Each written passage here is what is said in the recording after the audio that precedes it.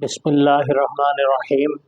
نبی عالم صلی اللہ علیہ وسلم کا فرمان بے مثال ہے، اذا جاء رمضان فتحت ابواب الرحمہ، جب رمضان شریف آتا ہے تو رحمت کے دروازے کھول دیے جاتے ہیں۔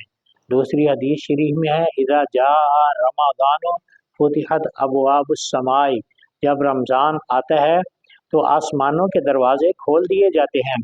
تیسری حدیث میں ہے، اذا جاء رمضان فتحت ابواب الجنہ، جب رمضان آتا ہے تو جنت کے دروازے کھول دیے جاتے ہیں۔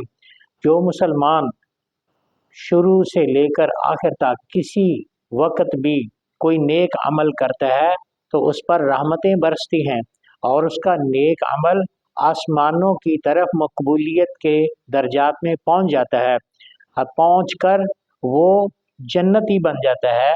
تو صلاۃ و تسبیح، نوافل، تلاوت قرآن، رمضان المبارک میں روزہ رکھنا اور نمازیں پڑھنا، ذکر اذکار کرنا، صدقہ خیرات کرنا، یہ جنت میں جانے والے مقبول اعمال ہیں۔